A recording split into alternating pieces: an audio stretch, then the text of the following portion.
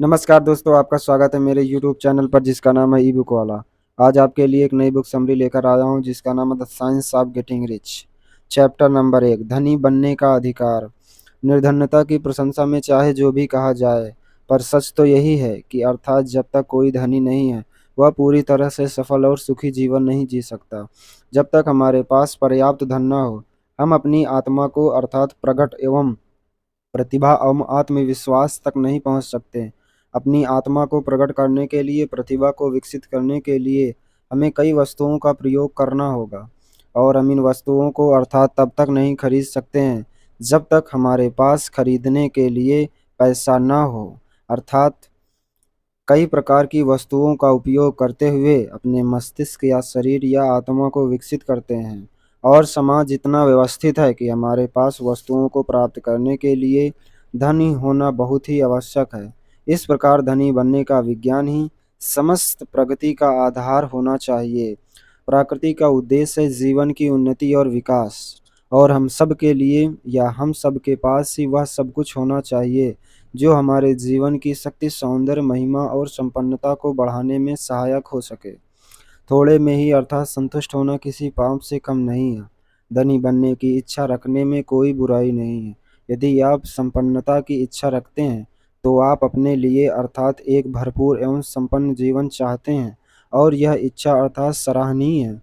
जो लोग भरपूर जीने की इच्छा नहीं रखते हैं वे असामान्य हैं, और जो लोग सब कुछ खरीदने के लिए पैसा पाने की इच्छा नहीं रखते हैं वे भी असमान एवं निर्धनता में कोई गुण नहीं है। यह एक कहते हैं मानसिक रोग है जिसे धरती से मिटा दिया जाना चाहिए। आप इस तरह के आध्यात्मिक, मानसिक एवं शारीरिक रूप से ही पोषित, विकसित एवं विस्तृत होने चाहिए। ईश्वर नहीं चाहता है कि आप किसी भी झोपड़ी में रहें, भूखे सोएं। आपको ही अर्थात प्रसन्न, संपन्न एवं सफल देखना चाहता है। चाहे वह कोई भी तारा बनाए या फिर ब्रह्मांड की रचना करे, वह अपने काम में सदा सफल होता है। धन से जुड़े अंधविश्वासों से तुरंत मुक्ति पा लें। इससे कभी भी बुरा या गंदा ना माने। यदि आप ऐसा करते हैं तो यह पंख लगाकर आपसे दूर हो जाएगा। याद रखें, आप किसी भी निंदा करते हैं तो उसे खो देते हैं। हम अच्छे भोजन, आरामदेह वस्त्र एवं सुरक्षित छत के आवास में इस देह में पूरी तरह से ही नहीं रह सकते हैं। परिश्रम ही अति आवश्यक है जीवन के लिए। हमारा शरीर समय समय पर आराम व मनोरंजन चाहता है। धनी बनने का एक ही विज्ञान है। यह बीजगणित एवं अंकगणित की तरह ही एक सटीक विज्ञान है। कहते हैं इसके भी कुछ नियम होते हैं, और इन नियमों का पालन करने वाला निश्चित तौर पर ही धनी हो सकता है। यदि आप इस बार कहते हैं इन नियमों को सीख कर इसका पालन करने लगे तो आप गणितीय निश्चितता के रूप में ही धनी हो सकेंगे। परंतु हम हर जगह अर्थात एक ही माहौल में रहते हैं। धनी और निर्धन दोनों तरह के लोगों को देखते हैं। कई बार तो उनके काम धंधे भी एक जैसे होते हैं। जब दो लोग एक ही मोहल्ले में रहते हैं और एक जैसे काम करते हैं, परंतु फिर भी एक अमीर और दूसरा गरीब होता है, तो अर्थात इससे पता चलता है कि धनी बनने के माहौल से कोई लेना देना नहीं है। हो सकता है कि कोई भी विशेष माहौल और दूसरों से प्रगति के लिए बेहतर हो, परंतु एक ही काम को करने वालों में आपस में रहकर, परंतु उनमें से एक अमीर दूसरा गरीब, कहते हैं संकेत मिलता है कि अमीर होने का बुनियादी कारण कुछ और ही है। अमीर लोगों के अध्ययन से पता चला है कि वे औसत ही होते हैं, और उन्हीं सामान्य गुण लोगों से भी अधिक योग्यता या गुण नहीं होते हैं। वे उन विशेष तरीकों से काम करते हैं जो उनके लिए धन पैदा कर सके। अगर आपके शहर में कोई धनी और हो सकता है तो आप भी धनी हो सकते हैं। किसी भी खास व्यवसाय या पेशे का भी अमीर बनने से संबंध नहीं है। लोग किसी भी तरह से काम में अर्थात अमीर हो सकते हैं, जबकि उनके पड़ोसी उसी काम में निर्धन बने रहते हैं। आप उसी काम में आगे निकलेंगे जो आपके स्थान के अनुकूल होगा। ग्रीनलैंड को गर्म जलवायु में आइसक्रीम का काम अच्छा चलेगा। फ्लोरिडा के बजाय नॉर्थ वेस्ट में साल्मन मछली का काम अच्छा चलेगा, जहां वह मछली नहीं पाई जाती है। चैप्टर नंबर 3, धनी बनने के विज्ञान का पहला नियम।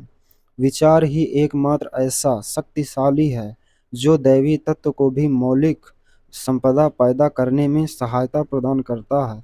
जिस चीज से सारी चीजें बनती हैं वह सदैव तत्व है, अर्थात जो विचार एक कर सकता है और इस तत्व में अर्थात उसी स्वरूप का विचार उसे उत्पन्न कर देता है। मनुष्य का मस्तिष्क चिंतन के केंद्र के रूप में मूल विचार पैदा कर सकता है। अगर हम आपके विचारों और मूल चिंतन तत्वों के बीच संप्रेषित संभावना कर सकें तो हम उन वस्तुओं का ही सृजन संभव कर सकेंगे जिनके बारे में हम विचार करते हैं।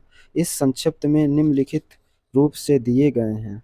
एक विचारशील तत्व ही सभी वस्तुएं बनती हैं और यह मूल आवश्यकताओं में या अवस्थाओं में ही ब्रह्मांड के सभी आंतरिक स्थानों को भरता तथा व्यस्त रहता है। इस तत्व में एक ही विचार उस चीज़ों को पैदा करता है जिसकी छवि विचार में होती है। हम अपने विचारों को ही चित्रण बनाते हुए उन विचारों की छाप निराकार तत्व पर छोड़कर उस चीज को उत्पन्न कर सकते हैं जो हमारे अनुसार बनाने वाली होती है। संसार में निरंतर बने रहने वाले सतत विचार का चिंतन ही ऐसा काम है जिसे अधिकतर लोग बताते हैं यह संसार का ही एक सबसे कठिनतम कार्य है।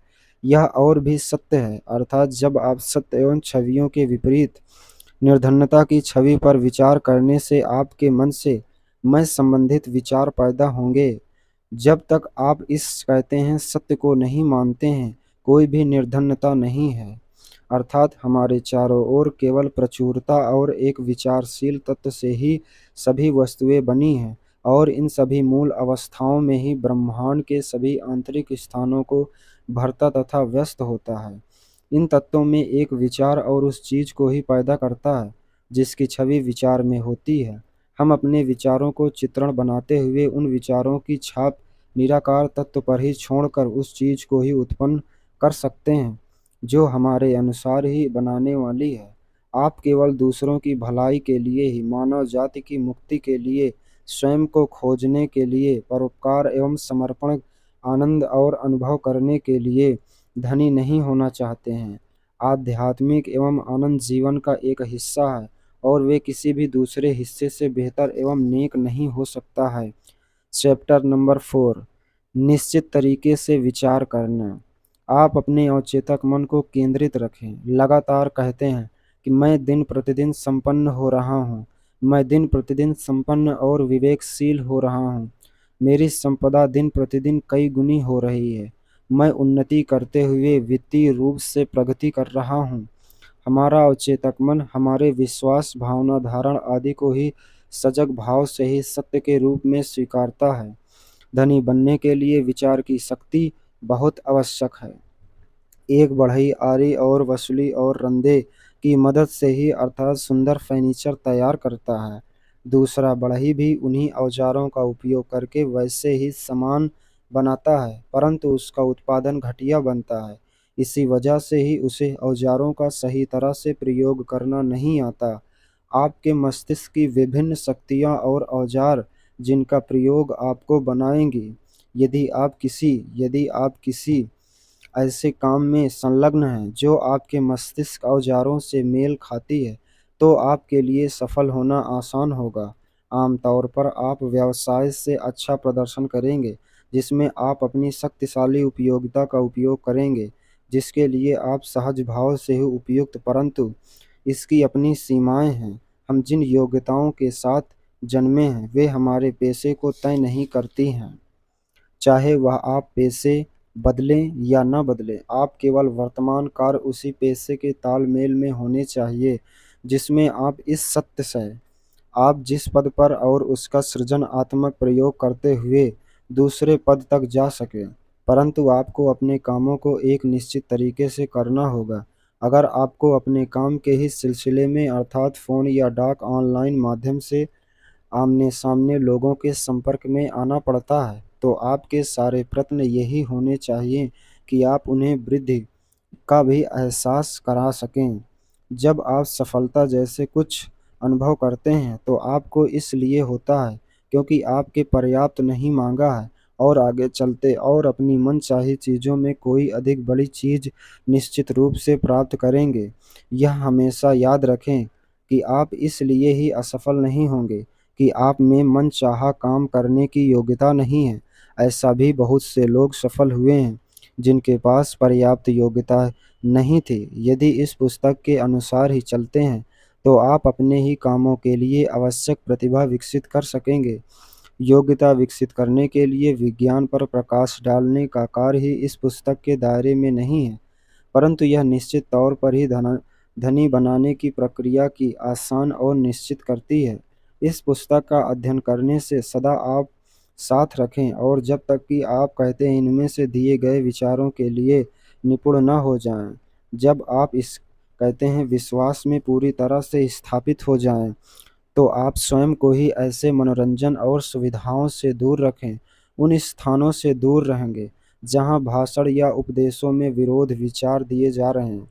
Chapter number 5। कोई भी व्यक्ति महान बन सकता है।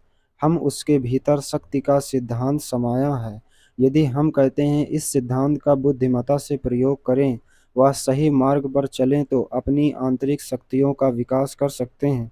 हमारे भीतर एक बुनियादी ऊर्जा है जिसके बल पर अर्थात मनचाही दिशा में प्रगति कर सकते हैं, जिसकी संभावना भी व्यक्त नहीं की जा सकती। अभी तक कोई भी मनुष्य इतना महान नहीं बन सका कि किसी भी अन्य मनुष्य उसे भी महान बना सके, संभावना ना की जा सके। यह संभावना उसी मूल तत्व से समाई हुई है जिसे मनुष्य का निर्माण हुआ है। महान लोग केवल अपने कार्यों के द्वारा ही महान बनते हैं। वे ही एक कहते हैं संचित ऊर्जा से जुड़े होते हैं जिनकी कोई सीमा नहीं होती है। हम अपनी मानसिक ऊर्जा के दायरे में ही नहीं सोचते हैं। हम यह भी नहीं जानते हैं कि इसका कोई फायदा भी होगा। चेतना विकास की शक्ति क्षुद्र पशुओं को नहीं दी गई है, यह केवल मानव जाति को ही प्रदान की गई है।